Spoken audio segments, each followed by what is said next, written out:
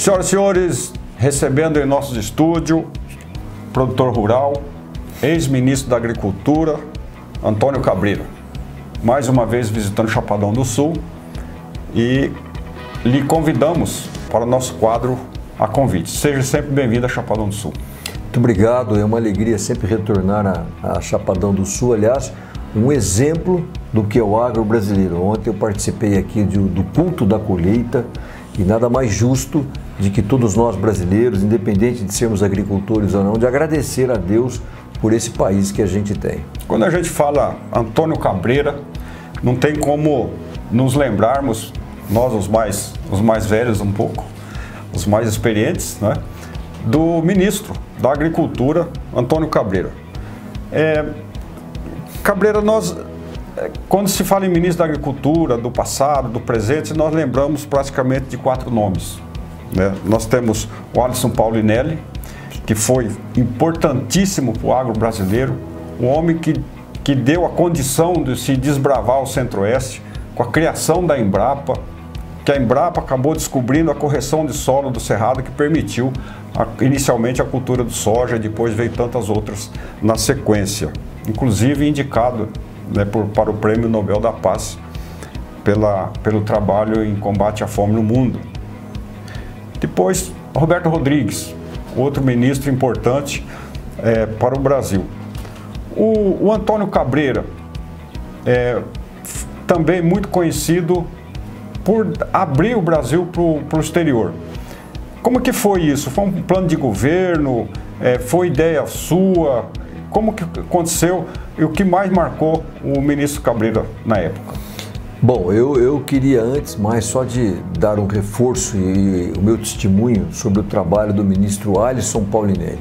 Eu acho que o ministro Alisson Paulinelli, ele é um dos maiores brasileiros vivos e digno de trazer ao Brasil, porque é muito triste ainda, nós somos aí sempre entre as 10 maiores economias do mundo, um país do porte do Brasil ainda não ter ganho nenhum prêmio Nobel. E seria uma satisfação muito grande que o primeiro fosse ligado ao campo, fosse ligado à agricultura. E, inclusive, o ministro Alisson Paulinelli, na minha opinião, ele nos ajuda a compreender melhor o nosso país, até porque se tem, por exemplo, uma imagem ruim dessa questão do período militar, eu não estou entrando aqui no detalhe político, mas foi nesse período e graças ao trabalho do ministro Alisson Paulinelli que a gente conseguiu abrir todo o Cerrado e viabilizamos, por exemplo, regiões como o Chapadão do Sul. Sim. Com esse trabalho do Cerrado, do Pró-Cerrado, do Prodecer com dinheiro japonês. E ele esteve aqui, inclusive, no início. Então esse brasileiro, a gente tem que ter esse sentimento de gratidão no coração. A gratidão, ela é a memória do coração. E o ministro Alisson Paulinelli, ele não pode ficar fora dessa memória, desse agradecimento de todos os brasileiros, não apenas os agricultores, sim, mas aqueles que hoje têm a comida no prato, tem que agradecer a ele por isso. E um dos pontos que a gente acabou trabalhando muito, isso na década de 90, era a agricultura, e o Brasil, de uma maneira geral, era um país extremamente fechado. Nós éramos altamente protecionistas, as pessoas às vezes elas não se recordam, mas você não podia importar um carro, sim, você tinha a lei de informática, onde você não podia ter acesso a novas tecnologias. Foi quando o presidente da República chamou nossos carros de carroça. Exatamente. Então, inclusive esse termo, o carro brasileiro é uma carroça, e era uma carroça.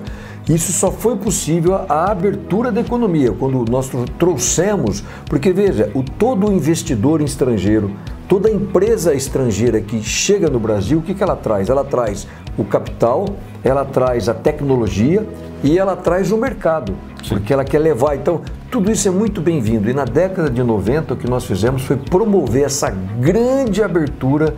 Claro que, num primeiro momento, foi doloroso, porque isso traz eficiência. Quando você faz a abertura, você tem que ser competitivo, porque você vai competir com o agricultor americano, competir com o agricultor europeu, com o agricultor australiano. Mas só para ter uma ideia, nós anunciamos, por exemplo, na década de 90, a liberação do preço da carne. A carne de primeira, a carne de segunda, ela era tabelado pela SUNAB. Hoje a gente fala isso.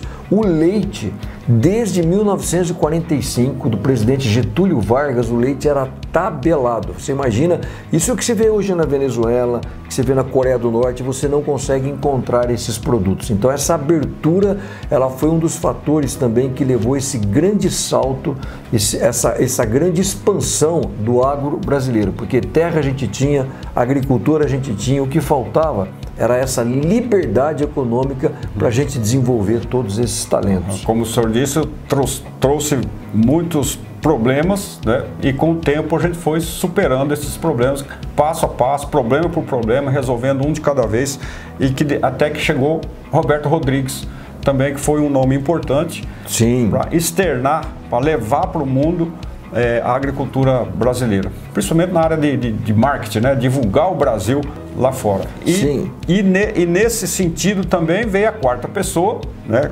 A quarta, aí uma mulher, que é a nossa Tereza Cristina, né? E hoje candidata ao Senado, que também continuou e deu mais força ainda para esse trabalho de externar a agricultura brasileira. Eu gosto de dizer assim, o que falta muito para o agro brasileiro é nós, como brasileiros, contarmos a história do campo. A sociedade hoje, e a maioria da sociedade, não só no Brasil, no mundo, ela vive, principalmente nos países mais desenvolvidos, vive mais no asfalto. Então eles não têm muita noção do que se passa atrás de uma porteira. Então nesse ponto a ministra Tereza Cristina, ela foi fundamental nessa divulgação. Sim. Hoje o Brasil, nós mandamos alimentos para mais de 190 países. Então nós precisamos de um marketing, nós precisamos contar a nossa história, o que é o agro brasileiro. Até porque essa expansão que vem lá do ministro Paulinelli, do ministro Roberto Rodrigues, essa expansão ela causa... incomoda muita gente. Então a gente começa a ter, às vezes, em certo sentido, uma guerra contra o agro brasileiro. E essa guerra, às vezes, se usa, por exemplo... Guerra de informação. O fake news, se usa a questão ambiental, mas é, na realidade, uma guerra comercial contra a eficiência e a produtividade do agro brasileiro. E aí, a ministra Tereza Cristina, ela fez um trabalho muito bom, divulgando o Brasil lá fora, contando a verdadeira história. Nós não somos destruidores da... Claro que o Brasil tem os seus problemas e as suas dificuldades, mas nada disso que se apregou aí fora. E esse tipo de dificuldade nas questões ambientais você tem na Alemanha, você tem nos Estados Unidos, você vê agora, por exemplo, a Europa passando por um grande número de incêndios. Aliás, até uma coisa engraçada, a gente estava falando aqui da guerra de informação, né? É uma coisa interessante. Lá na Europa é incêndio. E aqui no Brasil é queimada. Porque o incêndio passa assim meio como se fosse acidente. A queimada é um negócio criminoso. Não, e não é assim. Não é que lá acontece um acidente e aqui a gente é criminoso. Então acho que é importante agora a gente contar essa verdadeira história do Brasil. E esses ministros que a gente aqui comentou, eles foram figuras muito importantes em vender essa imagem do Brasil como um fornecedor confiável no fornecimento de alimentos. Ao contrário, por exemplo, da Argentina, que é o nosso vizinho, e a gente percebeu agora que não é um fornecedor confiável no fornecimento de comida. Então, e quando começamos a chamar o agro de locomotivas do Brasil, a própria imprensa passou a reconhecer o agro como realmente a locomotiva da economia do Brasil, que realmente se está levando mais essa ideia do agro para o urbano, né, para ele entender a importância do agro. Mas o nosso amigo Antônio Cabreira, mais uma vez em Chapadão do Sul, não é a primeira vez que o senhor está aqui, veio a um culto da colheita. Mas qual é a tua ligação? Porque o senhor sempre está presente em Chapadão do Sul, nesse lado de fé, de cristão. O Paulinelli é um cristão assíduo, é um cristão convicto? Sim. Eu vou lhe contar aqui um segredo. O ministro Paulinelli, ele tem uma Bíblia com Cristo no cerrado, e ele anda com ela, ele lê ela. Até a última vez, a gente estava participando de uma teleconferência, ele pegou e falou: Cabreira, eu estou aqui com a Bíblia ainda com Cristo no cerrado, né? Então, o agricultor, por essas raízes com a terra, ele tem uma ligação muito forte com a questão da religião. Eu acho que... Independente da natureza? Independente da natureza. Então eu acho que o agricultor é um retrato perfeito dessa associação da fé e do trabalho, né? Como você não pode, no seu trabalho, não dar o testemunho. E Chapadão, inclusive, nesse culto da colheita, foi um exemplo disso. Porque às vezes a gente faz tantas coisas, a gente para e se esquece de agradecer. Sim. Então o culto da colheita ontem foi uma cerimônia muito bonita, no intuito de agradecer. Agradecer pelo país que a gente tem, pelas chuvas que chegaram, pelos alimentos que estão sendo produzidos. Veja, com tudo isso, pós-pandemia, com tudo isso que está se passando, o Brasil, em nenhum momento a gente encontrou a gôndola de um supermercado vazia, faltando algum tipo de comida. E hoje você assiste isso na Europa. Né? Você vê muitas gôndolas, prateleiras estão vazias, eles estão aí para enfrentar agora o novo inverno com uma crise energética sem precedentes. Eu estava vendo essa semana, por exemplo, a Bulgária, ela proibiu a exportação de madeira, porque tamanha é a crise energética que talvez ela vai ter que voltar a queimar lenha. Olha. Ou seja, isso é aquilo que era o século XIX. Então isso mostra como o Brasil, apesar de todas as dificuldades, dos desafios que a gente tem, como o Brasil é um país que ainda está nos trilhos, e a importância do Brasil. Porque veja, o que nós tivemos? Nós tivemos uma grande crise de saúde, que foi a questão da pandemia. Numa crise de saúde, você tem que tratar bem o paciente, você tem que dar o medicamento correto, mas o quê? Esse paciente, qualquer médico sabe disso, ele tem que se alimentar muito bem. Então, nessa saída da pandemia, o fornecimento da comida ela é fundamental. E o Brasil tem sido um fornecedor confiável para mais de 192 países. Então, eu posso dizer aqui, sem nenhum ufanismo, que a partir de agora, o Brasil vai ter um protagonismo geopolítico mundial que nós nunca tivemos na nossa história. E teremos que conviver com a pressão política, com a guerra que você se referiu anteriormente. Sim. Então eu acho que o brasileiro trabalhar com inteligência. Sim, o brasileiro tem que entender que toda essa liderança, ela incomoda. Então muitos adversários, economicamente falando, eles vão procurar usar uma guerra comercial contra o Brasil, às vezes usar a questão do ambientalismo exagerado, essa coisa toda. Então eu acho que o brasileiro ele vai ter que começar a diferenciar aquilo que é correto, a fake news, e aquilo que realmente não é correto. Você viu aí, por exemplo, o presidente da França, o Macron, né, um líder mundial, por exemplo, ele acabou publicando fotos sobre incêndios e queimadas na Amazônia, de uma foto que tinha sido há 20 anos atrás. Não era um negócio atual.